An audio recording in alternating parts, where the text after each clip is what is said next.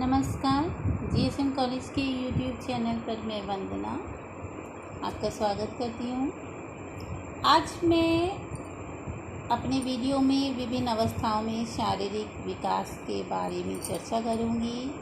जितनी भी अवस्थाएं होती हैं उसकी, तो शारीरिक विकास यानी कि शरीर में जो परिवर्तन हो रहे हैं उनको लेकर है। तो शारीरिक विकास में हम सबसे पहले जिस अवस्था का वर्णन करेंगे वो है गर्भावस्था, यानी जन्म से पहले की अवस्था जो है वो गर्भावस्था कहलाती है।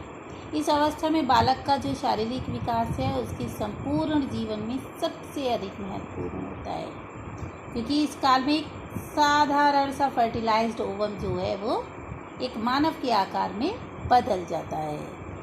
तो जो है इस अवस्था को हम 3 भागों में विभाजित करके इसके शारीरिक विकास के बारे में अध्ययन करेंगे, जिसमें पहली है बीजावस्था। जब बीजावस्था कौन सी है?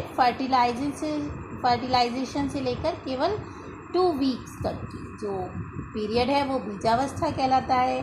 और इस समय शिशु जो होता है यानी जो फर्टिलाइज है वो केवल एक अंडे के समान होता है, और उस अंडे के अंदर क्या होता है? सेल डिवीज़न होता रहता है। अभी ये जो माँ के यूट्रस से जुड़ा हुआ नहीं होता है, बल्कि ये तैरता हुआ एक अंडा तैरता रहता है, और लगभग 10 दिन बाद जो है ये फर्टिलाइज्ड ओवम यूट्रस से जुड़ जाता है। और जब यूट्रस से जुड़ जाने के बाद ही वो माँ से क्या होता है, जो पोषाहार है उसको प्राप्त करता है।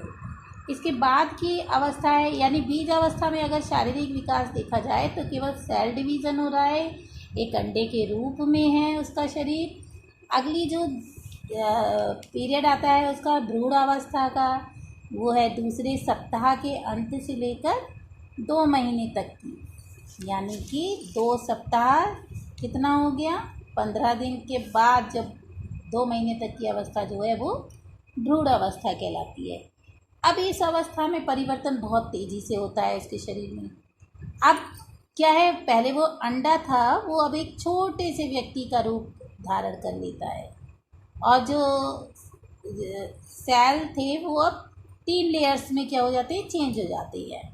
तो जो सबसे ऊपर की परत होती है उसको एक्टोडर्म बोलते हैं, और इस बीच वाली परत को मीसोडर्म कहते हैं, और जो अंदर वाली परत है उसको एंडोडर्म कहते हैं। और ये जो 3 लेयर होती हैं इसी से शरीर के अंगों का निर्माण होता है। यानी कि अब अंडे से जब वो व्यक्ति बन रहा है तो व्यक्ति बनने के लिए उसके हाथ, पैर, नाक, मुंह, आँख ये सब बनेंगी। तो ये कौन सी अवस्था में बनेंगी? भ्रूण अवस्था में। और इसका निर्माण कौन करेगा? कि इसका निर्माण करेगा एक्टोडर्म, मीसोडर्म और एंडोडर्म लेयर। अब क्या है, जो भीतरी परत है क्या निर्माण करती है, और जो बाहरी परत है, बाहरी परत आपकी जो है त्वचा, बाल, नाखून और ज्ञानात्मक कोश जो सेल्स हैं यानी कि जो स्किन की, इसका निर्माण करती है कौन? बाहरी परत, जिसे हम एक्टोडर्म बोलते हैं। अब जो मिडिल लेयर है यानी मीसोडर्म, ये सर्कुलेटिंग ऑर्गन्स का विकास करती है, और जो एंडोडर्म है वो लंग्स, लीवर इन सब की विकास करती है। अब जब 2 सप्ताह में क्या हो गया? उसके अंग बन गए। अब वो तीसरे सप्ताह में जब आया तो वो कौन सी अवस्था कहलाएगी? गर्भस्थ शिशु का। अब इसमें वो फॉइटल पीरियड में जब आ गया तो भ्रूण अवस्था में जिन अंगों का निर्माण हुआ होता है अब उन अंगों का विकास होना शुरू होता है, यानी अब वो लंबाई और परिपक्वता इसके बीच में आ जाता है। अब इसमें कोई नया अंग नहीं बनेगा, यानी कोई नई आकृति नहीं बनेगी। वो एक छोटा सा जो बालक दिख रहा था अब वो बड़ा होगा, यानी इसके आकार और भार में वृद्धि होगी। अब जन्म के समय बालक क्या होगा? जब गर्भस्थ शिशु काल, जब 9 महीने के बाद जब बालक जन्म लेता है तो उसकी लंबाई लगभग 20 इंच होती है, और जो भार है वो 7 साढ़े 7 पाउंड होता है। अब इस अवस्था में हृदय, फेफड़े सब अपना काम करने लगते हैं। अब इस गर्भस्थ शिशु काल के जो समय में ये सब क्या है, एक निश्चित अनुपात में आने लगते हैं। मांसपेशियों का विकास हो जाता है। जब मांसपेशियों का विकास हो जाता है तो उसकी जो हाथ पैरों की गतियाँ हैं वो स्वाभाविक रूप से होने लगती हैं। अब हम चर्चा करेंगे शैशवा, क्योंकि जन्म ले लिया बालक ने गर्भस्थ शिशु के काल के बाद, यहाँ वो अंडे से उसके अंग बने, फिर उसके बाद उसका थोड़ा बड़ा हो गया, भार और आकार में वृद्धि हुई। अब जन्म लिया तो वो कौन सी अवस्था में आ गया, शैशवावस्था में। यानी जब जन्म से लेकर 6 वर्ष तक की जो अवस्था है उसमें जो शारीरिक परिवर्तन होंगे वो कौन कौन से होंगे उनको जान लेते हैं। तो जो शैशवावस्था में शारीरिक परिवर्तन होते हैं वो क्या होते हैं कि पहले 4 महीने में शिशु की लंबाई लगभग 3 इंच बढ़ जाती है। यानी कि जो 20 इंच का बच्चा था वो लगभग 20 इंच से 23 इंच का हो जाता है। और 1 साल पूरा होने तक तो वो 29 इंच हो जाता है, और उसके बाद और बड़ा होता जाता है, यानी लंबाई उसकी बढ़ती रहती है। पहले अगर ये तो हुई लंबाई की बात, बढ़ती रहती है। और जन्म के बाद अगर वजन को देखें तो पहले सप्ताह में जब जन्म लेता है तो पहले सप्ताह में शिशु का वजन घट जाता है, लेकिन फिर उसके बाद धीरे धीरे बढ़ने लगता है। और 4-5 महीने का जो बालक होता है वो 14 से 15 पाउंड का होता है, और 1 वर्ष की अवस्था पर लगभग 21 पाउंड का हो जाता है। सामान्य की बात कर रहे हैं हम कि सामान्य कितना है। जन्म के बालक के शारीरिक अनुपात में कोई विशेष परिवर्तन नहीं आता है। शैशवावस्था में बालक का मस्तिष्क के कोश, हाथों की संवेदना वाला भाग होता है, वो भी विकसित होने लगता है। अब क्या है, अब उसकी दृष्टि और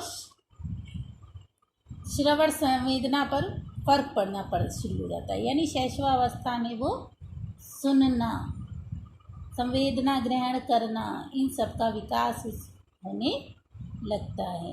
आवाज़ कर सकता है, यानी कि अब उसके वोकल कॉर्ड खुलने लगते हैं, और स्वैच्छिक क्रियाएं कर सकता है, यानी अपने खिलौनों को देख सकता है।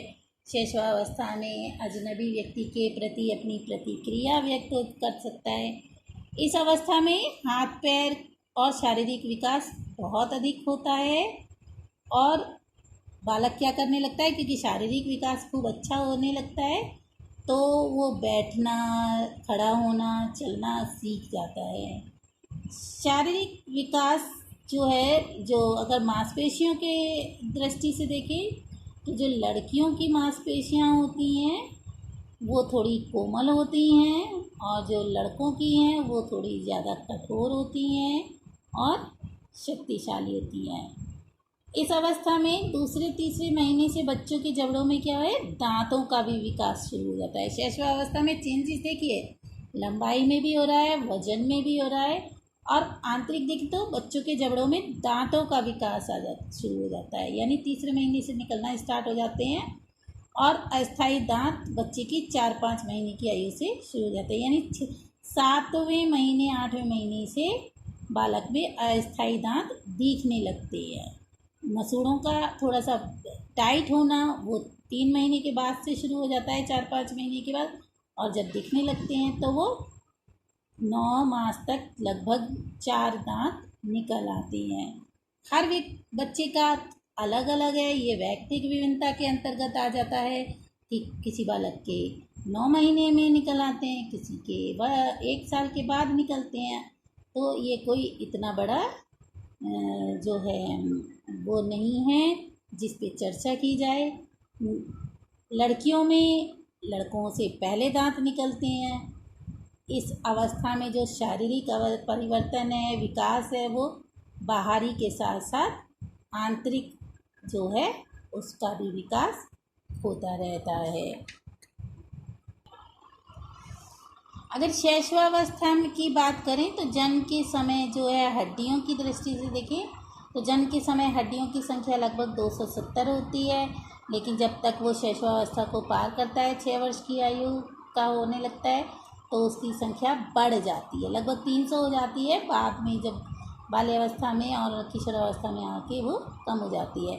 लेकिन हम बात करेंगे शैशवावस्था की, तो शैशवावस्था में हड्डियों की संख्या लगभग 270 होती है। ये हड्डियाँ कोमल होती हैं, लोचदार होती हैं, जो बाद में धीरे धीरे कड़ी होती जाती हैं। जन्म के समय मांसपेशियाँ भी कैसी होती हैं? कोमल होती हैं, बाद में वो मोटी और सबल हो जाती हैं। फिर क्या होता है, धीरे धीरे शैशवावस्था में शिशु के सभी अंगों में क्या हो जाता है? संतुलन आ जाता है। पहले वो ठीक से नहीं पकड़ पा रहा था, बाद में वो ठीक से चलना फिरना बैठना, ये उसमें संतुलन करना आ जाता है। तो एक मनोवैज्ञानिक का कथन के साथ मैं अपना वीडियो यहाँ समाप्त करूँगी कि न्यूमैन कहते हैं कि शैशवावस्था शारीरिक विकास के लिए बहुत उपयुक्त और लाभदायक है, क्योंकि बालक के लिए जो कुछ भी किया जाता है उसका उसके शरीर पर प्रभाव अवश्य पड़ता है। फिर मिलेंगे, धन्यवाद।